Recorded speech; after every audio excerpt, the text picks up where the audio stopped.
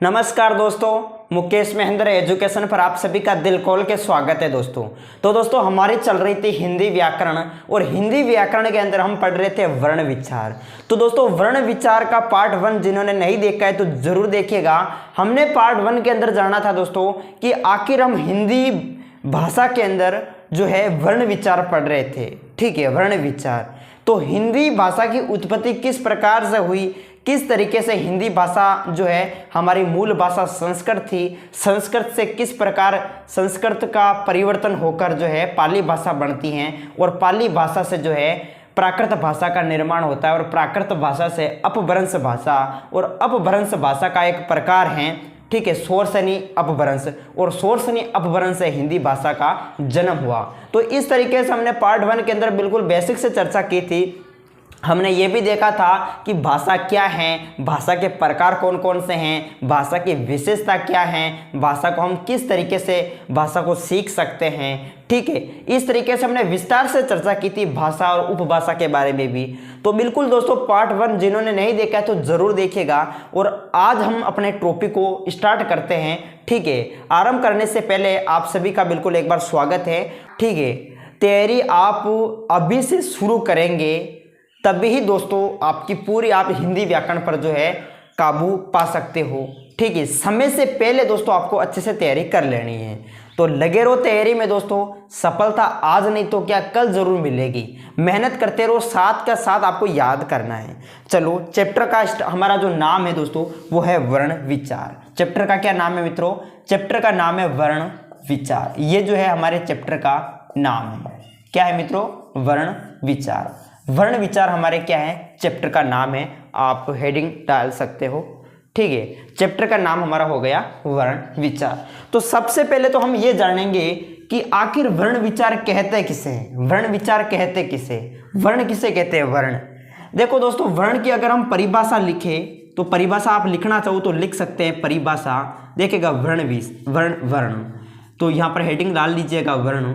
भाषा की वह छोटी से छोटी इकाई, भाषा की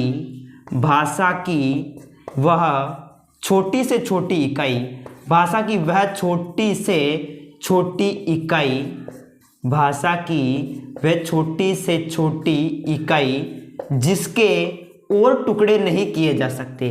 भाषा की वह छोटी से छोटी इकाई जिसके और टुकड़े नहीं किए जा सकते, जिसके और टुकड़े नहीं किए जा सकते, टुकड़े नहीं किए जा सकते, क्या कहलाते हैं मित्रों? वर्ण कहलाते हैं। किए जा सकते हैं वर्ण कहलाते हैं। नहीं किए जा सकते हैं उसे वर्ण कहते हैं या वर्ण कहलाते हैं। ये आप परिभाषा जो है वो लिख सकते हो, वर्ण कहते हैं या वर्ण कहलाते हैं। ठीक है, अब ये आपने परिभाषा लिख दी वर्ण के बारे में।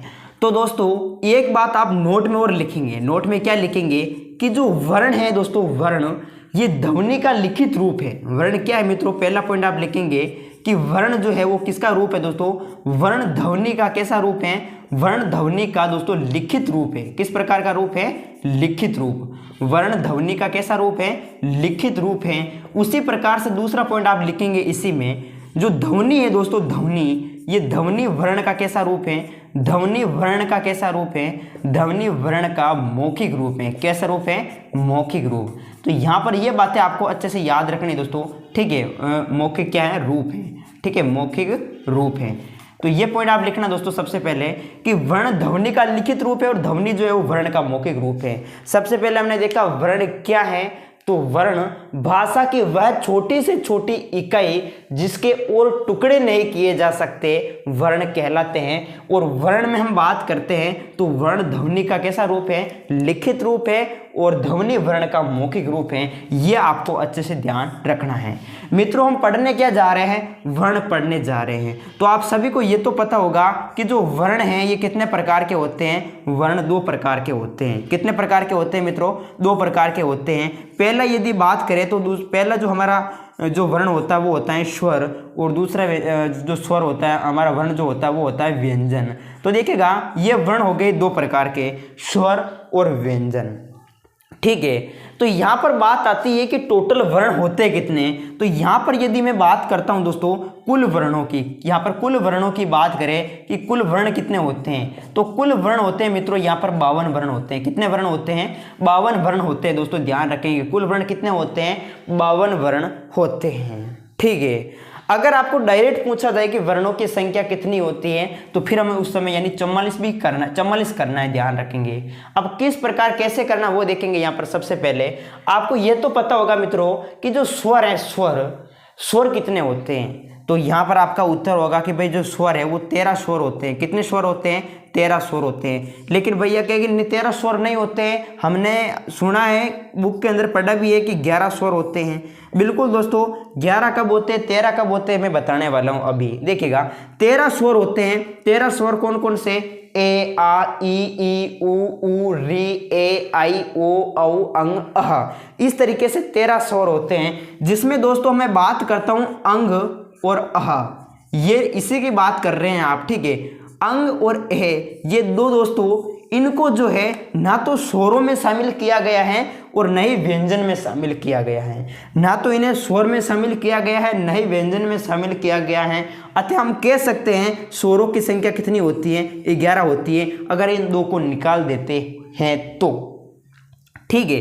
तो ये अंग और ए, इनका क्या नाम देंगे भाई? ना तो ये स्वर में शामिल है और ना व्यंजन में शामिल है, तो इन्हें कहाँ रखेंगे? तो इनको नाम दिया गया है दोस्तों अयोगवही। क्या नाम दिया गया है? अयोगवही।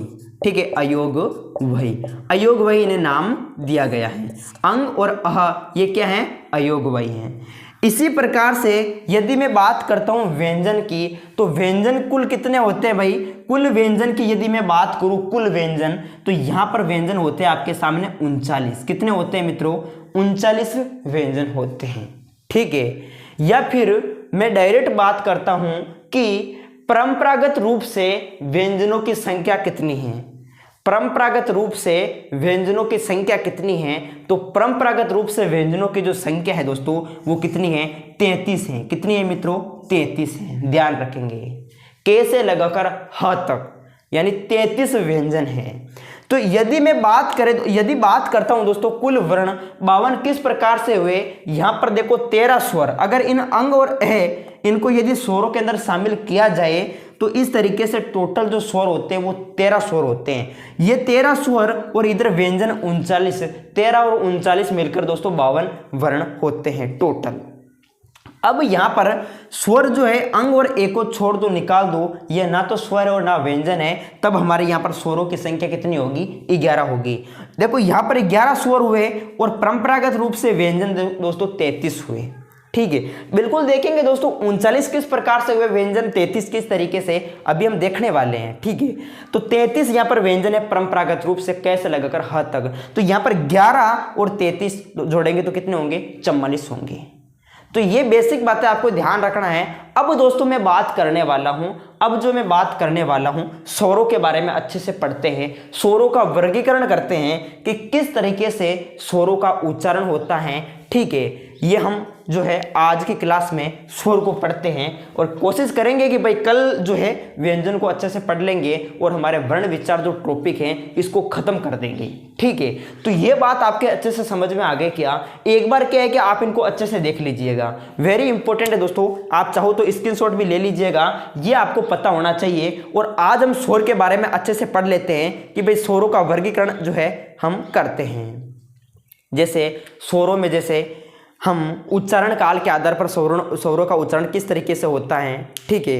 और होठ या ओष्ठ की स्थिति के आधार पर, जीभ के प्रयोग के आधार पर जो है हम स्वरों का वर्गीकरण करते हैं। तो बिल्कुल दोस्तों मैं इसको मिटा रहा हूं। अब जो बात करने वाले हैं वो स्वरों की बात करते हैं। किसकी बात करते हैं? स्वरों की। तो दोस्तों यहाँ पर हेडिंग डाल रहा हूं मैं स्वर। ठीक है। तो आप भी डाल देना दोस्तों। मैं हेडिंग किसकी डाल रहा हूँ? स्वर की डाल रहा हूँ। देखिएगा स्वर, सबसे पहले तो हमने देखे कि वर्णों के दो प्रकार हैं, स्वर और व्यंजन। स्वर किसे कहते हैं? स्वर जो स्वतंत्र रूप से बोले जाते हैं। ठीक है। आपको लिखना है वह वर्ण जो स्वतंत्र रूप से बोले जाते हैं। स्वर किसे कहते हैं? वह वर्ण, ठीक है, वह वर्ण जो स्वतंत्र रूप से बोले जाते हैं, जो स्वतंत्र रूप से बोले जाते हैं, स्वतंत्र रूप से बोले जाते हैं, स्वतंत्र रूप से बोले जाते हैं, स्वतंत्र रूप से बोले जाते हैं, स्वतंत्र रूप से बोले जाते हैं, उन्हें क्या कहते हैं? उन्हें कहते हैं स्वर। वे वर्ण जो स्वतंत्र रूप से बोले जाते हैं। यानी दोस्तों अगर हम बात करते हैं प्रमुख स्वरों की, तो स्वर में यहाँ पर लिखता हूँ, जैसे इनकी जो संख्या होती है कितनी होती है? अभी हमने देखा था इनकी संख्या, स्वरों की संख्या कितनी होती है? तो स्वरों की संख्या होती है 11। ठीक है, स्वरों की संख्या कितनी होती है? स्वरों की संख्या 11 होती है। देखिएगा मित्रों, ध्यान रखेंगे 11 कब होती है और 13 कब होती है? मैंने अभी बताया था 11 अंग और अह को छोड़ देते हैं तब दोस्तों स्वरों की संख्या कितनी होती है? 11 होती है। ठीक है, तो यहाँ पर प्रमुख स्वर लिखते हैं हम। देखिएगा मैं यहाँ पर लिख रहा हूँ, जैसे कि एक भी प्रश्न ये भी बनता है स्वरों की मात्राएं, स्वरों की मात्राएं कितनी होती हैं?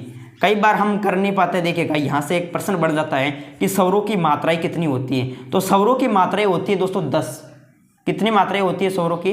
10 मात्राएं होती हैं। देखो एक बार स्वर लिख लेते हैं, जैसे मैं लिख रहा हूँ अ, ठीक है, आ ई ऊ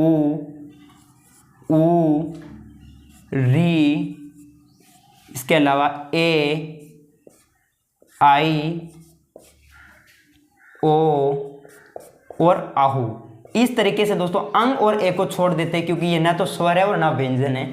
तो यहाँ पर आप देखेंगे दोस्तों, तो ये क्या है? ए आ ई ऊ री, ये प्रमुख दोस्तों आपको नजर आ रहे हैं। कितने स्वर हो गए? हो गई। अब देखो दोस्तों यहाँ पर देखो आ में दोस्तों किसकी मात्रा है? यानी एक की आपको मात्रा नजर आ रही है। देखो ये जो है वो आ की मात्रा है। ठीक है, और यहाँ पर देखो ये जो है वो किसकी मात्रा है? छोटी ई की मात्रा है। किसकी मात्रा है? छोटी ई की मात्रा है। और यहाँ पर आपको नजर आ रही है दोस्तों बड़ी ई की मात्रा, बड़ी ई की मात्रा। और ये जो है वो छोटा ऊ की मात्रा है, और इधर बड़ा ऊ की मात्रा है, और ये री की मात्रा देख सकते हैं। ठीक है, री की मात्रा। और इधर ये देखो ए की मात्रा है, और यहाँ पर ये आई की मात्रा है, और इधर जो है यहाँ पर देखो ये ओ की मात्रा है, और यहाँ पर औ की मात्रा है। तो ये आपको ध्यान रखना है, इनको जोड़ सकते हैं। देखो 1 2 3 4 5 6 7 8 9 10, यानी दोस्तों इनकी जो मात्राएं हुई स्वरों की, वो कितनी मात्राएं हुई? 10 मात्राएं हुई। एग्जाम में सीधा सा प्रश्न पूछ ले जाता है दोस्तों, और हमारे गलत हो जाता है। ध्यान रखें, स्वरों की जो मात्राएं होती हैं वो कितनी होती हैं? 10 होती है। यहां तक समझ में आ गया। अब दोस्तों क्या करते हैं? देखिएगा हमने यहाँ पर बात की कि वह वर्ण जो स्वतंत्र रूप से बोले जाते हैं, वह वर्ण जो स्वतंत्र रूप से बोले जाते हैं। कहने का मतलब दोस्तों, जैसे मैं ए बोला, मैंने बोला अ, तो मैंने अ बोला, तो दोस्तों इसमें क्या किसी व्यंजन को हम क्या व्यंजन की सहायता से बोल रहे हैं? नहीं बोल रहे हैं दोस्तों। ऐसा तो है नहीं कि भाई हम ए के अंदर में जोड़ेंगे तब ये अ बोला जाएगा, ऐसा तो है नहीं। ठीक है, तो यहाँ पर ये क्या है? सभी जो है वो स्वतंत्र रूप से बोले जाते हैं। अगर मैं बात करूँ यहाँ पर व्यंजन की, अगर मैं बात करूँ व्यंजन की कि व्यंजन किसे कहते हैं, तो व्यंजन जो स्वर की सहायता से बोले जाते हैं। स्वर क्या है? स्वतंत्र रूप से बोले जाते हैं। और व्यंजन क्या है? ये स्वर की सहायता से बोले जाते हैं। कैसे? जैसे मैंने आपको कोई भी जैसे व्यंजन ले लिया, जैसे ट, तो मैंने ट लिया, तो मैं बोल रहा हूं ट, तो पीछे ध्वनि जो है अ की सुनाई दे रही, ट। ठीक है, अगर मैं बोलना चाहूँ दोस्तों, यहां पर देखिएगा, जैसे मैं बोल रहा हूं प, तो पीछे अ की ध्वनि सुनाई दे रही है, प, पीछे अ की ध्वनि सुनाई दे रही है। तो यहां पर दोस्तों प प्लस अ, तो यानी प मिलकर बना। तो इसीलिए यहां पर देखिएगा जो है व्यंजन जो है वो स्वर की सहायता से बोले जाते हैं, जिसे हम व्यंजन कहते हैं, और स्वर जो है वो स्वतंत्र रूप से बोले जाते हैं। तो ये बात आपके समझ में आ गई। हम यहाँ पर स्वरों का वर्गीकरण करते हैं दोस्तों, स्वरों का वर्गीकरण करते हैं। तो बिल्कुल मैं इसको मिटा रहा हूँ, देखिएगा स्वरों का वर्गीकरण करते हैं। तो स्वरों के वर्गीकरण में हम सबसे पहले देखते हैं दोस्तों उच्चारण काल के आधार पर, यानी स्वरों के वर्गीकरण को हम 3 भागों में बांटते हैं। ठीक है, स्वरों के वर्गीकरण को हम 3 भागों में बांटते हैं। सबसे पहले उच्चारण काल के आधार पर। ठीक है, यहाँ पर हम इसी तरीके से यही बांट लेते हैं। चलो ठीक है, यहाँ पर देखो सबसे पहला हम लिखते हैं उच्चारण काल के आधार पर। देखिएगा उच्चारण काल के आधार पर, उच्चारण काल के आधार पर।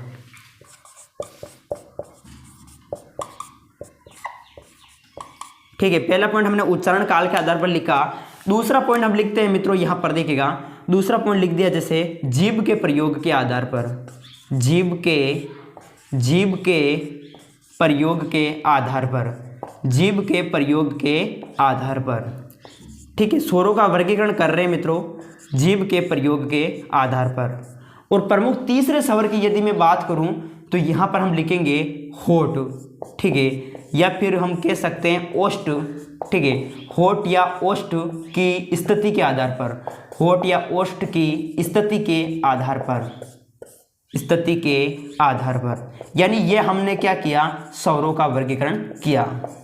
तो सबसे पहले हम जान लेते हैं मित्रों उच्चारण काल के आधार पर। जो उच्चारण काल के आधार पर हैं स्वरों का वर्गीकरण करें तो इसमें दोस्तों सबसे पहले नंबर पर उच्चारण काल के आधार पर स्वरों को 3 भागों में बांटा गया है। अब कौन कौन से, जैसे मैं यहाँ पर लिखता हूँ मित्रों, सबसे पहले लिखता हूँ, जैसे पॉइंट बाय पॉइंट लिखते जा रहे हैं। ठीक है, जैसे पहले मैंने पॉइंट लिखा उच्चारण काल के आधार पर, जिसमें सबसे पहले हम लिखते हैं ह्रस्व स्वर। कैसा स्वर, ह्रस्व स्वर। ठीक है, और ह्रस्व स्वर का मतलब दोस्तों इसे हम क्या कह सकते हैं, ह्रस्व का मतलब क्या होता है, छोटा, यानी इसे हम क्या कह सकते हैं, लघु स्वर। क्या कह सकते हैं, लघु स्वर। तो यानी उच्चारण काल के आधार पर हमने देखा सबसे पहले ह्रस्व स्वर या लघु स्वर, और दूसरा पॉइंट हमने लिखा दीर्घ स्वर। ठीक है, दीर्घ का मतलब क्या होता है, बड़ा होता है, तो दूसरा पॉइंट हमने लिखा दीर्घ स्वर। और तीसरा दोस्तों जो प्रकार होता है उच्चारण काल के आधार पर वो होता है प्लुप्त स्वर। कैसा स्वर, प्लुप्त स्वर। तो ये बात आपके अच्छे से समझ में आ गई क्या, देखिएगा ह्रस्व स्वर किसे कहते हैं, दीर्घ स्वर किसे कहते हैं, प्लुप्त स्वर किसे कहते हैं, वो देखते हैं। तो आपके सामने ये लिखा हुआ है सबसे पहले ह्रस्व स्वर यानी लघु स्वर। देखो जिनका उच्चारण करते समय, मैं यहाँ पर देखो परिभाषा लिखना चाहूँ तो आप लिख सकते हैं ह्रस्व स्वर या लघु स्वर किसे कहते हैं, जिनका उच्चारण करते समय, ठीक है, समय जो है बहुत कम लगता है, टाइम बहुत कम लगता है, जिनका उच्चारण करते समय बहुत कम लगता है, वो ह्रस्व स्वर होता है। जैसे मैं आपके सामने बात करूं ह्रस्व स्वरों के प्रमुख उदाहरण लेता हूं, जैसे ए, मैंने ए लिखा, इसके अलावा ई, इसके अलावा ऊ, और इसके अलावा बड़ा ऊ। ये दोस्तों सॉरी बड़ा ऊ नहीं, सॉरी यहाँ पर मैंने री लिखूं, री। ठीक है, बड़ा ऊ में उच्चारण थोड़ा ज़्यादा आ रहा है। दीर्घ स्वर का उदाहरण है ह्रस्व स्वर या लघु स्वर, ऐसे स्वर जिनका उच्चारण करते समय कम लगता है, जैसे ए फटाफट बोला जा रहा है, ई, ऊ, री। ठीक है, ये किसके उदाहरण हो गए, ह्रस्व स्वर, यानी इनका समय जो है, इनका उच्चारण करते समय कम लगता है। उसी प्रकार से बात करें दीर्घ स्वर, दीर्घ स्वर किसे कहते हैं, ऐसे स्वर जिनका उच्चारण करते समय लघु स्वर या ह्रस्व स्वर से ज्यादा समय लगता है। ऐसे स्वर जिनका उच्चारण करते समय ह्रस्व स्वर से ज्यादा समय लगता है वो दीर्घ स्वर होते हैं। परिभाषा भी आप साथ साथ में लिख सकते हैं। देखिएगा दीर्घ स्वर किसे कहते हैं, ऐसे स्वर जिनका उच्चारण करते समय लघु स्वर या ह्रस्व स्वर से ज्यादा समय लगता है, तो वो होते हैं दीर्घ स्वर। कैसे, उदाहरण बताओ, तो जैसे मैं बात करता हूं आ, एक तो मैंने बोला अ और एक मैं बोल रहा हूं आ, तो आ में देखो दोस्तों यानी उच्चारण करते समय यानी इससे ज्यादा समय लग रहा है। वापस मैं बात करता हूं दोस्तों जैसे बड़ी ई, तो इसको हम कैसे बोलेंगे, इसको हमने बोला ई, ठीक है, और इसको हम बोलेंगे ई, ठीक है। उसी प्रकार से देखो ऊ, ठीक है, और ए, ये देखो इसको भी दोस्तों ए, इसके अलावा ये आई, इनको भी शामिल किया गया है दीर्घ स्वर में, ये भी आपको ध्यान रखना है। और आगे बात करें तो जैसे ओ है और औ है, ये दोस्तों किसके उदाहरण हो गए, ये प्रमुख दीर्घ स्वर के उदाहरण हो गए। आगे बात समझ में, तो ये ध्यान रखना दीर्घ स्वर। इसके बाद में आता है प्लुप्त स्वर। प्लुप्त स्वर कहते किसे, प्लुप्त स्वर। प्लुप्त स्वर देखेगा इनका उच्चारण करते समय आपके सामने, जैसे आपने बुक अगर आपने पढ़ी होगी तो आपको पता है आपके सामने बहुत सारे शब्द ऐसे भी आए होंगे, जैसे ऐसे लिखे होंगे, जैसे रा, मैं लिख रहा हूं जैसे दोस्तों रा धा, ऐसे शब्द आपने देखे होंगे मित्रों, बिल्कुल ठीक है, ऐसे शब्द आपने देखे होंगे। इसी प्रकार से मैं आपके सामने लिखता हूं मो, ऐसे शब्द आपने देखे होंगे। ये कैसे, ऐसे तो पढ़ा नहीं जाएगा कि राधा मोह, मोह या पर मोह, इसके अलावा है मोहन, ऐसे तो पढ़ा नहीं जाएगा। ये ऐसे पढ़ा जाएगा राधा मोहन, इस तरीके से। तो यानी ये हमारे प्लुप्त स्वर हुए। अगर इस प्रकार से कोई भी शब्द दिखाई दे तो समझ लेना वो प्लुप्त स्वर होगा। तो बिल्कुल दोस्तों आप इनको अच्छे से देख सकते हैं, नोट कर सकते हैं। ये हमारा जो है उच्चारण काल के आधार पर यानी पहला स्वर कंप्लीट होता है हमारा यहाँ पर, ठीक है, ह्रस्व स्वर, दीर्घ स्वर और प्लुप्त स्वर। अब हम देखते हैं दोस्तों, सबसे पहले ये प्रमुख हमारा दूसरा प्रमुख, जैसे जीभ के प्रयोग के आधार पर, जीभ के प्रयोग के आधार पर, तो इसको हम मिटाते हैं दोस्तों, ठीक है, इसको मैं मिटा रहा हूं। तो हमारा जो दूसरा प्रमुख, जैसे जीभ के प्रयोग के आधार पर प्रमुख हम स्वर देखते हैं, तो इसको भी दोस्तों 3 भागों में बांटा गया है। सबसे पहले बांटा गया है अगर स्वर, किस में बांटा गया है, अगर स्वर में, और दूसरा बांटा गया है मध्य स्वर में, अगर स्वर मध्य स्वर। इसके अलावा तीसरा बांटा गया है यहाँ पर अगर मध्य स्वर, इसके अलावा तीसरा पॉइंट आप लिख सकते हैं पश्च स्वर। कौन सा स्वर, पश्च स्वर।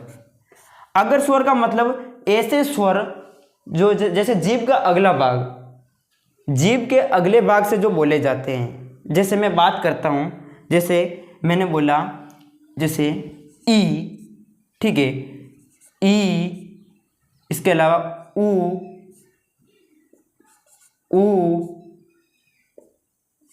री, यानी ये जीभ के अगले भाग से बोले जा रहे हैं दोस्तों। बोल के देखो, ई, ऊ, री, ठीक है, इसमें जीभ के अगले भाग से बोले जा रहे हैं। उसी प्रकार मध्य स्वर में देखते हैं, तो मध्य स्वर में दोस्तों ध्यान रखना, जीभ के मध्य, जैसे आप बोल के देखो अ, जैसे आप अ बोलेंगे तो आपकी जी यानी अंदर मध्य में चली जाएगी, ठीक है, मध्य में चली जाएगी, तो ये मध्य स्वर। पश्च स्वर की बात करें तो पश्च स्वर यानी जीभ के पिछले भाग से बोले जाते हैं। जैसे मैं यहाँ पर बात करता हूँ, जैसे दोस्तों आप बोल सकते हैं पश्च स्वर में, जैसा आ, ठीक है, इसके अलावा आ के बाद में बात करते हैं, जैसे अ, ठीक है, आई, ओ, आऊ, ये जो है पश्च स्वर के प्रमुख उदाहरण हैं, ठीक है, जीभ के पिछले भाग से बोले जाते हैं। तो ये अगर स्वर, दूसरा मध्य स्वर और तीसरा जो है वो पश्च स्वर हुआ, ठीक है। तो ये प्रमुख जीभ के प्रयोग के आधार पर प्रमुख 3 भागों में बांटा गया है स्वरों को। अब हम दोस्तों देखते हैं होठ या ओष्ठ की स्थिति के आधार पर। होठ या ओष्ठ की स्थिति के आधार पर स्वरों को 2 भागों में बांटा गया है। एक है आवर्तमुखी स्वर और दूसरा है वर्तमुखी स्वर। तो यहाँ पर दोस्तों इसको 2 भागों में आप लिख सकते हैं। सबसे पहले आवर्तमुखी स्वर, ठीक है, आवर्तमुखी स्वर, आवर्तमुखी स्वर। आवर्तमुखी स्वर किसे कहते हैं और व्रतमुखी स्वर किसे कहते हैं, वो भी यहाँ पर विस्तार से देखेंगे। व्रतमुखी स्वर देखिएगा, आवर्तमुखी स्वर ऐसे स्वर जिनका उच्चारण करते समय होठ की जो स्थिति है, क्योंकि होठ की बात हो रही है यहाँ पर, होठ की स्थिति के आधार पर बांटा गया है, जिनका उच्चारण करते समय होठ की जो स्थिति है वो गोलाकार जो है वो नहीं होती है, गोलाकार नहीं होती है, वो होता है आवर्तमुखी स्वर। वर्तमुखी स्वर, वर्त का मतलब गोल होता है, तो वर्तमुखी स्वर ऐसे स्वर जिनका उच्चारण करते समय होठ की जो स्थिति है वो गोलाकार होती है। उदाहरण के तौर पर वर्तमुखी स्वर की यदि मैं बात करता हूं, आप बोल के देखो दोस्तों ऊ, ठीक है, आप बोल के देखो बड़ा ऊ, आप बोल के देखो ओ, आप बोल के देखो आऊ, ठीक है। जैसे आप बोलेंगे ऊ, तो ऊ मैंने बोला तो मेरे होठ की स्थिति बिल्कुल गोलाकार हो गई, ऊ, ओ, आऊ, इस तरीके से। और आवर्तमुखी स्वर किसे कहते हैं, ऐसे स्वर जिनका उच्चारण करते समय होठ की स्थिति गोलाकार नहीं होती है। जैसे मैंने अ बोला तो होठ की स्थिति गोलाकार हुई, नहीं हुई, आ नहीं हुई, ई, ठीक है, ऊ बोला तो होठ की स्थिति गोलाकार होगी, इसका मतलब वर्तमुखी स्वर है। ऊ तो भी बड़ा ऊ, तो ये भी वर्तमुखी स्वर है, ठीक है। री नहीं दोस्तों, री भी वर्तमुखी स्वर नहीं है, आवर्तमुखी स्वर है। ए, आई, ये प्रमुख दोस्तों आवर्तमुखी स्वर के उदाहरण हैं। ए, आ, ई, री, ए, आई, ये प्रमुख आवर्तमुखी स्वर के उदाहरण हैं। तो दोस्तों आज हम क्या पढ़ेंगे, स्वर तक ही रखेंगे, कल हम जो है व्यंजन को अच्छे से कवर कर लेंगे। तो आज हमने स्वरों के बारे में सबसे पहले देखा। सबसे पहले हमने वर्ण विचार टॉपिक को शुरू किया। तो वर्ण कहते किसे हैं, ठीक है, प्रमुख वर्ण के प्रकार, कुल टोटल कितने वर्ण होते हैं, और वर्णों में हमने जैसे स्वर के बारे में अच्छे से पढ़ लिया कि स्वर कहते किसे हैं, और स्वर को प्रमुख 3 भागों में बांटा गया है, उच्चारण काल के आधार पर, जीभ के प्रयोग के आधार पर, और या होठ या ओष्ठ की स्थिति के आधार पर और इनके प्रकारों के बारे में हमने अच्छे से देखा। बिल्कुल आपको वीडियो अच्छा लगा होगा।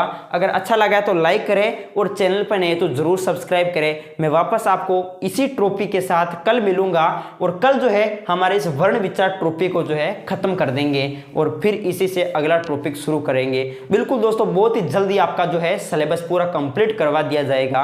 आप समय से पहले दोस्तों अच्छे से तैयारी कीजिएगा। ठीक है, ओके, जय हिंद, जय भारत।